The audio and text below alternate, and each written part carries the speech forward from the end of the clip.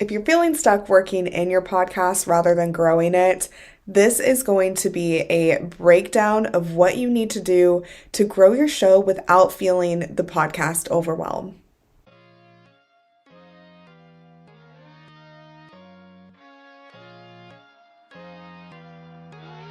Welcome to the Podcast Café, where we're serving up everything you need to know about podcasting, from tips, stories, and strategies for podcasters from podcasters. I'm your host, Haley Hayhurst, the founder of Espresso Podcast Production, a full-service podcast agency helping business owners, creatives, and thought leaders launch and grow their shows. Whether you're just starting out or want to take your podcast to the next level, this is the place for you. Each week, we'll dive into practical tips, actionable strategies, and of course, stories from other podcasters so that you can build up a podcast that you love and that works for your business. So grab your coffee, get comfortable, and let's get started. Welcome to the Podcast Cafe. Hey, welcome back in the Podcast Cafe. I'm your host, Haley Hayhurst, and today I'm talking about a topic that I'm very passionate about: working on your podcast versus in your podcast and what the difference is. So oftentimes I get asked questions about podcasting, and commonly they're about, how do I grow my show? How do I get new listens? How do I get to the next level? And my question to the podcaster is always, okay, well, what are you doing to grow your show now? And 100% of the time, they are not promoting it enough or promoting it in the right way. And so I ask them more questions, and ultimately what it comes down to is spending too much time on the podcast work, such as editing, such as creating those graphics, such as, the detailed show notes, and not enough time on the needle moving things, such as promoting it, marketing it, coming up with that great content that will get the listeners back week after week. If you're someone who, and this is common, but records their content right as they're posting it, I would really encourage you to do a little bit of planning, and sometimes it's just not possible. I work with a lot of business owners, and so they're growing their business and growing their podcast, and ultimately they just don't have enough time for it all. So that's really where I come in to help you. So I'm going to break down working in your podcast versus working on your podcast, and then I'm going to give you some solutions to the problem. So what I mean by working in your podcast is doing like the day-to-day tasks like recording, editing, and social media posts. Whereas working on your podcast is more high level, such as strategy, growth planning, and monetization. So how is it going to feed into your bigger business plan overall? Since I do work with a lot of business owners, their podcast should be complementary to their business, right? I want people to be able to listen to your podcast and ultimately know exactly what you're doing in business, so then they can become either your clients or, buy into whatever it is that you're doing. So here's some signs that you might be stuck working in your podcast. If you're constantly scrambling to meet those deadlines, such as recording, or even when you do record an episode and it's great and you put it out, do you have time to post about it? The second one is you don't have time for thinking about the long term. So like I mentioned, recording lots and lots of content, pushing it out, and then not being able to really get it to the next level and strategize it. This could be also seen as recording a bunch of episodes that are aligned to your business, but then you don't have time to really think about how it feeds into the bigger picture. Like, are you going to run a commercial? Is there a launch that you have coming up? Really, what's the bigger goal by putting out every single podcast? Because every single podcast episode is a new way to reach a new audience, but you do have to have that goal and strategy in mind when it comes to it. Another sign that you might be stuck working in your podcast is if you're feeling overwhelmed or burnt out. If you're thinking, if I have to edit one more episode, I am going to lose it. I'm burning my podcast to the ground. That's really a sign that you're doing too much and you're working too much in your podcast. Another sign is just lack of consistency. If you put out an episode and then the next one comes out whenever you have time to record again, then that's really a sign that it might be time to have someone on your team to help you with podcasting, maybe outsource it a little bit more, or have a bigger strategy in mind so you know exactly what you're working towards every week. If you have consistency, then it is easier to know what the goal is of the podcast. And then beyond that, it might be time to hire an editor or a producer or a manager or have someone on your team do it. There's really a lot that you can do if you're stuck working in your podcast to get out of it. So if that sounds like you, that is okay. Because just like I mentioned, these are the pieces of the podcast that you can really outsource. These are the pieces of the podcast that you can really get help with. And so when you do decide to hand off your podcast to a producer like me or just anyone, this is really the benefits that you'll see, because then you'll be able to work higher level on your podcast rather than in your podcast. So I want to go over some of the benefits that you'll see.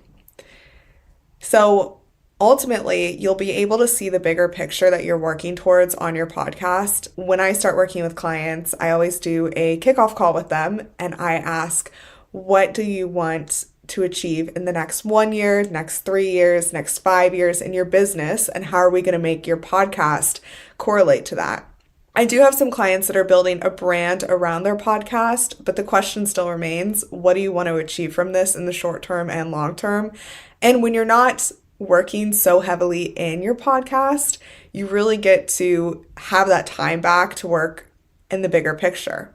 You're also going to be able to have more time so you can actually plan out your content so it aligns with your business goals, such as if you have let's say you have a big launch coming up in March, then you can look backwards and say, okay, if my launch is in March, what podcast topics do I want to cover up until then so my audience is prepared for this launch to come? Or if you're really pushing people to sign up to your email list, then it'd be great to really have a plan of how you're going to do that, whether that's creating a freebie for your podcast that's aligned to your business. There's a ton of things that you could do in this sense, but having more time on your plate saves you that. You'll also be able to think about partnerships that you might want to have, such as, that could be anything from certain guests to certain, collaborations from businesses. You'll just be able to explore more ways to reach a bigger audience and explore more ways also through marketing strategies. You'll be able to really sit down and realize, okay, I keep saying this, but how is my podcast going to feed into my business?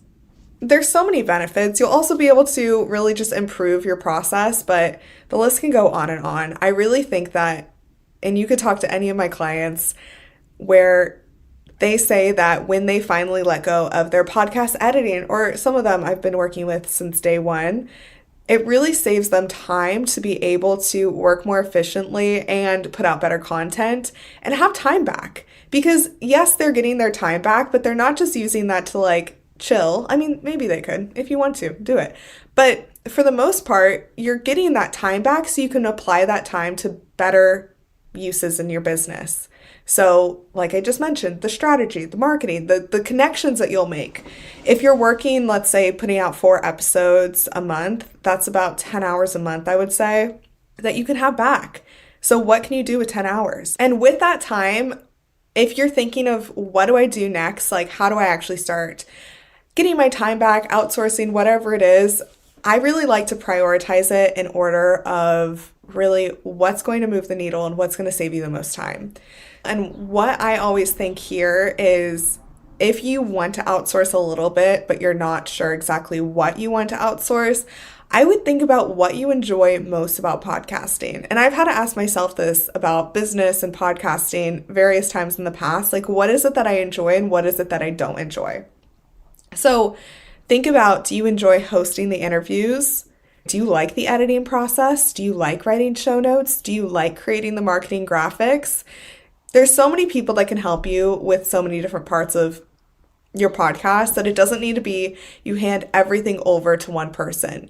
You could hire freelancers. You could hire a podcast manager. You could hire a graphic designer, SEO experts, virtual assistants, but it all depends on what you want gone off of your plate. So if it's completely everything, hire a podcast manager. If it's just the editing and you want to do everything else, hire an editor. If it's just the show notes, hire a copywriter. If it's just the social media graphics, hire a virtual assistant or a graphic designer. There's different places that you can really pick and choose of what you want to work on and what you don't. But what I really challenge you to do is sit down and think about your overall podcast strategy. So if you've never done this before, maybe you haven't launched your show or you launched a while ago and you haven't really thought about it much since, this is what I want you to do today, this weekend, whenever you have time, is sit down and think, what do I want to achieve for my podcast? Like, what do I really want to achieve for my podcast? This might be different from what you first intentionally thought when you first started. I've had clients say everything to me from, I want it to bring me some clients every month, to I want it to lead me to a talk show. By creating a brand and really putting content out there, there's so many cool things that we can do with podcasting. There really is.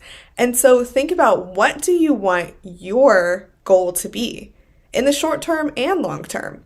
For most of my clients being business owners, we do want it to bring us revenue, or at least we want it to bring us visibility. And that's really something to get clear on. Do you want your podcast just to get you new content, new eyes on your brand, and then you can do the selling somewhere else? Or do you really want it to be a lead funnel?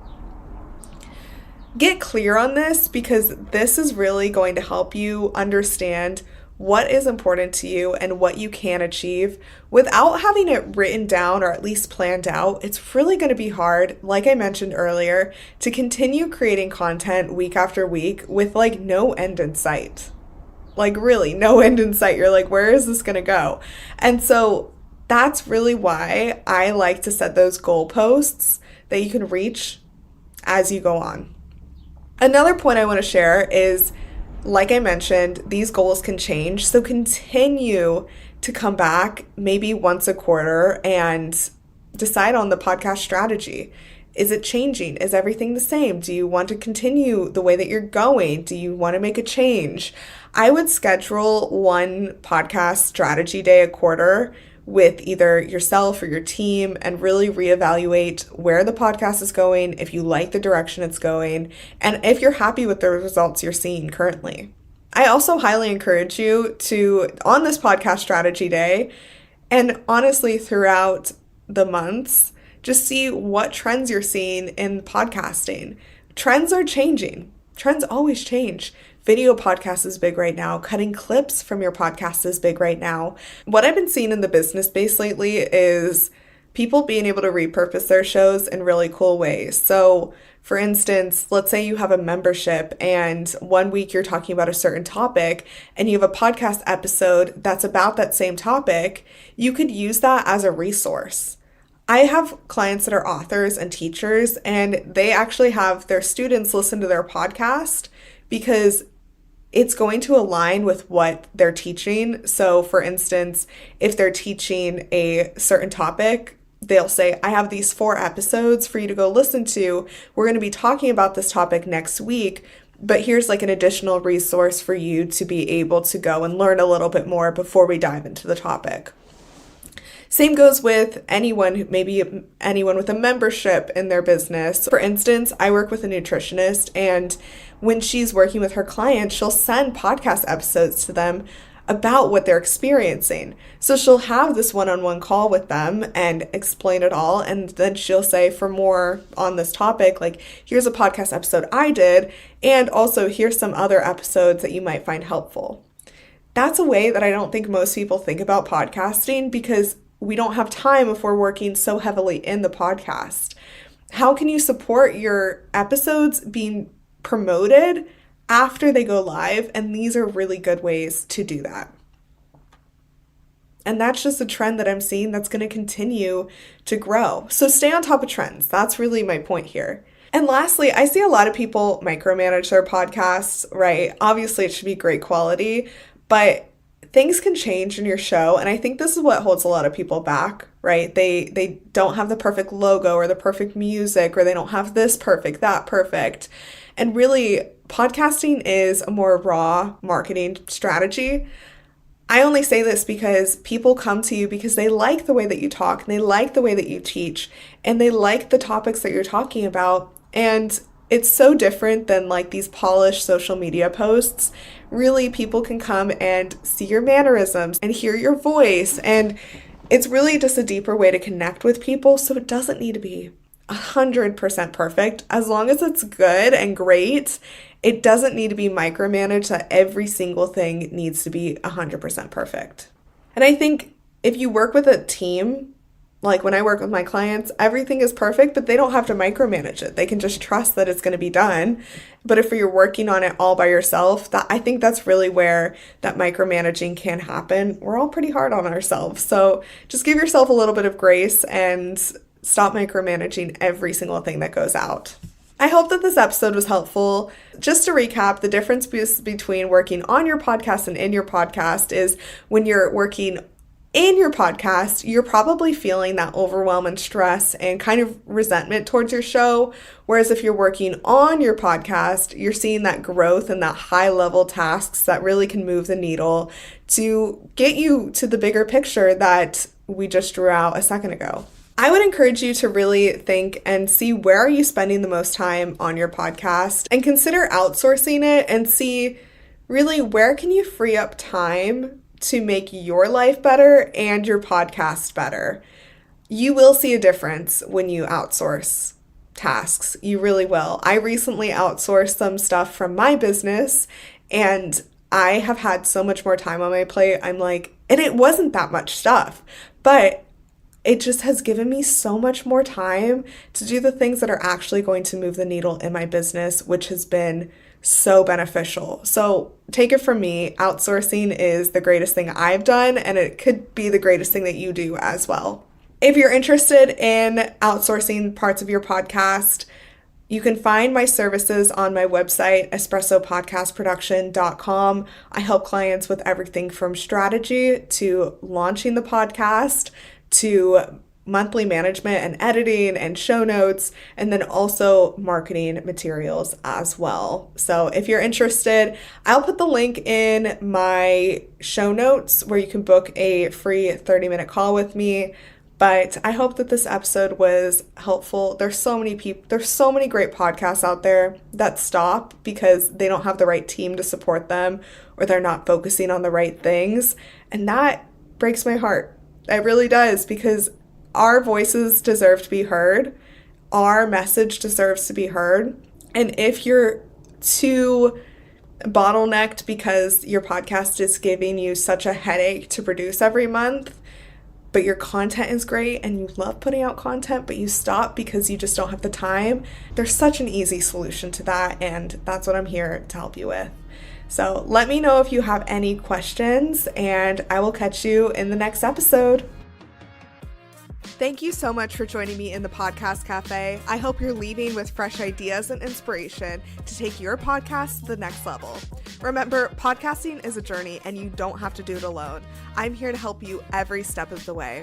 Let's connect. Be sure you follow me on Instagram at Espresso Podcast Production, or visit espressopodcastproduction.com for more tips, resources, and behind-the-scenes insights. I'd love to hear about your podcasting journey. If you've enjoyed today's episode, make sure you hit subscribe so you never miss an episode. And if you're feeling extra generous, I'd love it if you could leave me a review on Apple Podcasts or Spotify. It helps more podcasters just like you find the show. Until next time, grab your coffee, keep creating, and I'll see you back here in the Podcast Cafe.